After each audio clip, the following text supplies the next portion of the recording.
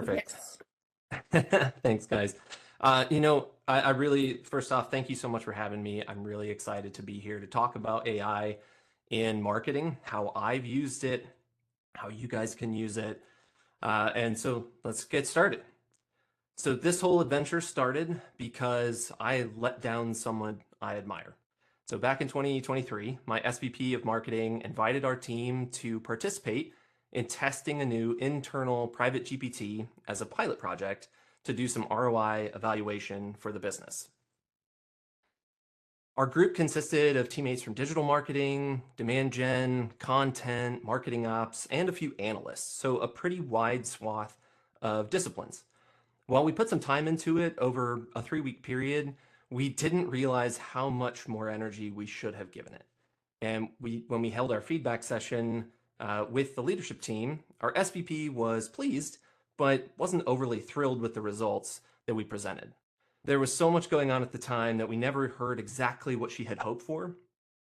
But I'm a very curious person, and that got me thinking, what else could we have done?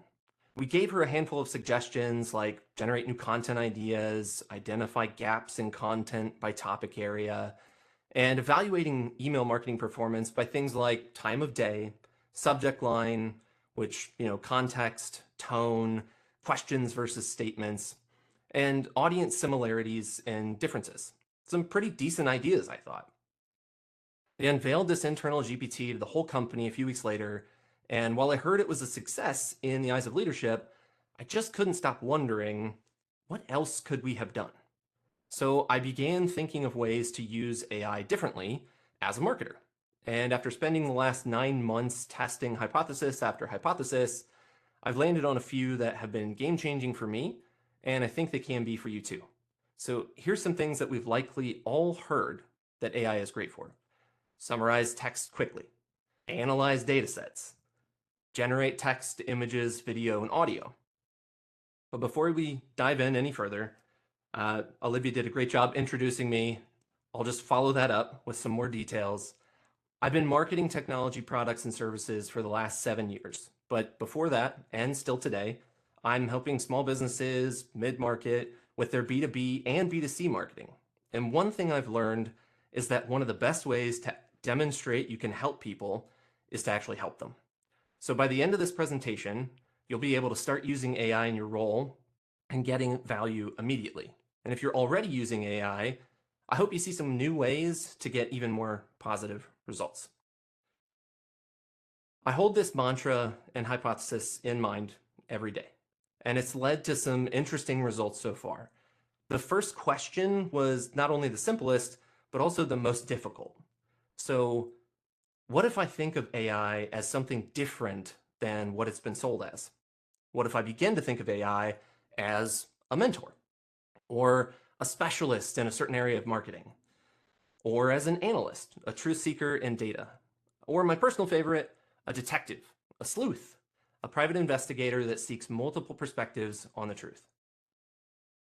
The problem with how we think about things is that we always start with a specific frame of reference, our own. Now, this isn't bad. In fact, it's excellent. However, most of us tend to stop with our own frame. We don't invite other perspectives proactively. We don't seek to see the same thing through a different lens. So get serious about changing your frame. Let's start with giving you a preview of the areas I'm going to focus on today. Repurposing content, researching your competitors, speeding up your creative process, creating A/B tests fast, and learning to ask better questions. I'm going to start with content repurposing. And I want to clarify, this is not me showing you how to repurpose content or giving you examples of AI-generated copy for a blog. We're going to focus on using what AI knows from the millions of people using it, the data being added to its LLM, and what it has output before. We're starting with the frame that my chosen AI, which you'll see in a moment, I'm using Notion AI, has access to data on how a certain group of people engage with content on LinkedIn. We want to get some recommendations on what type of content is typically engaged with most by CFOs. And my slides are not moving. There we go. Okay. Next, We might ask, oh wait, it moved way too fast. There we go. Okay, sorry about that, guys. A funny thing happens sometimes when I prompt an AI agent, and as I mentioned, in this case, Notion. I get something I did not intend. Like here, for example, I wanted to get content types or formats like images, infographics, or video content. Instead, I got exactly what I asked for, content topic angles. Not a bad thing and perfect for this session. Now, a few things to note here. Suggested doing a financial trend analysis might be good for CFOs, which, duh, of course, right? But how can we make this our own? The second thing, providing insights on managing financial risks and maintaining business resilience. So if you're a supplier of products, this could be a great angle for you to take. Even better if you provide services around products that extends their life or increases their capabilities well beyond the investment. And lastly, give your perspectives on what's happening in the world. Your perspective can be a differentiator for you and your organization. So lean in to having an opinion. Next, we might ask our AI partner to evaluate some information to help us figure out how we structure a new blog targeted IT purchasers. But the kicker here is I want to know why it landed on each suggestion. So here are the groups of info I provided. Did not like option 1 to focus on stats. It did not like option 2 to focus on pricing and discounts. However, it did like thought leadership, and that's pretty interesting to me. So let's dig in more. When we look at the output on the left, there's some definite meat to the response, but I want to call out a few things. It's about evaluation and decision making. Thought leadership is a relationship builder over time. Our AI believes this to be a better option, which is kind of interesting. Second, pricing and discounts serve more immediate needs. And this got me thinking, I believe our AI might be assuming that by engagement, I meant educational versus engagement with purchasing. I didn't provide it that frame. It made a guess. So hot tip, be curious, always. So we might add context to help our AI agent reframe its own context for a new response using answers to these questions. If you don't get what you'd expect, ask yourself why. Then you can figure out what more you could add to the prompt or how you could change the prompt to attack from a different angle. Next up, using AI to research your competition. So I want to see who our top 5 competitors are by who had the most revenue growth over the last 5 years. And this might help me find which ones to focus more on when I dig deeper and determine an angle to go down. And I've changed the company names here, but these are actual IT product and solution companies. So company A seems to have had the most growth over the last 5 years, but the category is a bit vague. Next, company B, who had steady growth in digital transformation and consulting services. Company C's focus was on technology solutions and services, which again, a little vague. Company D had stable growth in IT solutions and digital innovation. Specifically, that last phrase is kind of interesting to me. And finally, Company E's growth was focused on enterprise IT solutions.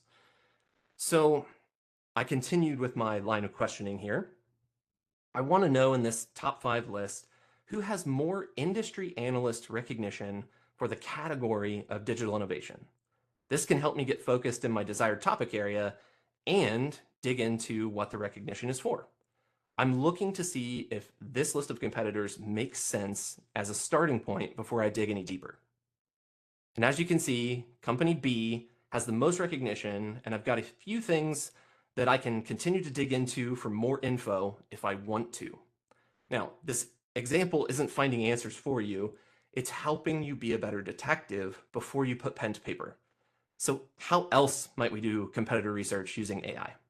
Well, we can ask it to review our competitor's website, for example, for competing products or services. And we want to know what sticks out and if it makes actual sense to our shared customers. For anyone out there that has trouble with creating clarity around your products, services, or just what you do for customers, use your own website pages for this exercise. You might be shocked at what the AI agent picks up on. This could be an indicator that your messaging is way off and needs more work, or doing a fantastic job. Let's move on to our third focus area, speeding up your creative process. There are a few ways that I've found really useful in speeding up my own creative process. Workshopping headline structures against each other, and doing the opposite of what's popular, or contrarian thinking. When I workshop headlines, I tend to start by providing a little context and some of the writing formulas trusted by expert copywriters because I am not one. Here's what ChatGPT had to say in response to my prompt. Now, this is sped up to 3x, but even in real time, you can't tell me this doesn't give you back 30 minutes at least in your process. It took me longer to write the prompt than it took to get all these great headline options. Now, let's try something a bit different. Let's get weird, y'all. If you're like me, at some point in your career, you've been asked to take on way too much work, and it suffers. It might still be good, but not as good as you know it could be if you had 1 to 2 less things on your plate, right? So we do what worked last time, or at our last company, or what industry best practices are. But if everyone uses the same tactics, it's very difficult to win. That's why once in a while, it's good to get weird and do something completely different. For example, we might ask our AI agent for some unpopular media types for B2B tech marketing. Here are 2 of the many options provided to me are very interesting: direct mail and print advertising. Both can be pricey, neither have simple ways to track effectiveness, and when reported in mass, don't seem to have much ROI as compared to other digital methods. That's flipping awesome for us contrarians. So you could use this info and workshop ways to make it more effective, make it more easy to track, and that has a higher probability of success within your exact target audience. So what else can we use AI for? How about creating A/B tests fast? Question for the audience here. Please go ahead and drop your answers in the Q&A. Do you regularly A/B test? And if you do, awesome. Please share what you typically test and why.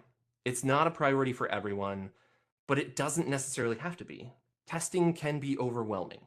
So let's give you a leg up on your peers and bring some suggestions to our planning and strategy exercises.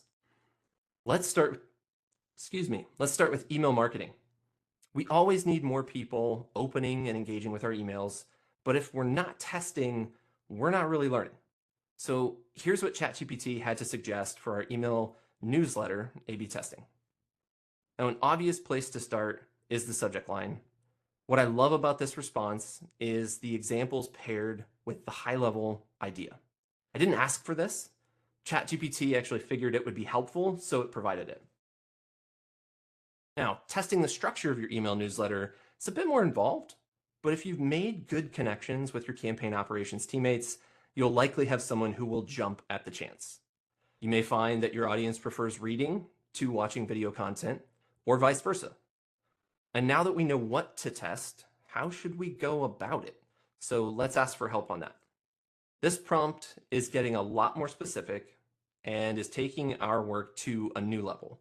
We want to know what emotional triggers a CISO may respond to so we can craft some ads to test. Now, quickly, this is context provided by ChatGPT for the results to my query. It's called out the things that I care about, those items that are bolded, and some guidance on what we should tune our ad copy and visuals to. That's in the blue. Now we've got several angles to test with our ads. We've saved a ton of time, can provide our creative and content teammates with excellent direction, and with luck, some great results to showcase later. For our last focus area, we'll be learning how to ask even better questions. So hopefully, you're beginning to see how changing our frame when using AI as a marketer helps to get more out of these amazing tools than just save time or be more productive. Let's be okay with pulling our AI agents into our campaign strategy development, our market analysis, and our competitor analysis. So for campaign strategy, we can use AI as a sounding board to help us identify gaps in our plans. For example, If I want to drive more security strategy sessions using a webinar as my main conversion asset, I might build this structure using organic social to drive to articles on our website, retargeting traffic with ads, email our owned audience members a few times to drive registrations. Then I'll present my offer on the webinar and follow up with automated emails from my BDR team. For everyone that doesn't sign up for a strategy session, I'll continue to nurture them with value from the webinar for a few weeks after. Now, that's a pretty solid approach, I think, but what gaps might there be that I've not considered? Well, our old friend ChatGPT can help. Now, when I saw a 2-column response start, I was quite surprised. Some of these gaps were interesting, and the suggestions to close them definitely can help me fine-tune my campaign. Just to call out a few of these, segmenting my leads based on their level of engagement while on the webinar. Engagers could get more personalized follow-up versus everyone just getting the same. Another example is ensuring I'm not just thinking about getting people to attend, but keeping them engaged and providing value that is helpful when making a decision to book a strategy session. Using case studies to paint the possible and using urgency with incentives to get webinar attendees to act faster. These could go a long way in my next phase of planning and execution of this campaign strategy. Uncovering and analyzing market data might help you know which buttons to press, which levers to pull, and where to focus your positioning to be relevant to your prospects. I'm going to show you how to swipe some data and do some stuff with it next. So I found a Gartner webinar online. I registered to gain access. I recorded my screen while watching. I then just took the recording and had a transcription. I actually used the AI assistants built into macOS to do that. If you haven't used Notes to do a transcription yet, highly recommend it. But this is what came out of it. And so I took the transcription, I dropped it into Notion, I gave my prompt there on screen, and here's what we got. It captured, summarized all of this for me. Now, we can use this data to help inform our strategy, use it in our own reporting, use it as fuel for headlines, create new ads using the data, or even build a whole new lead magnet. So it's important to remember that you can use AI for so much more than generating text, images, video, or audio. So now in the Q&A, I'd love to know what your favorite is. Go ahead, drop it in the chat. Repurposing content, researching your competitors, speeding up your creative process, creating A/B tests fast, or learning to ask better questions. I'll leave you with this as your new mantra for using AI.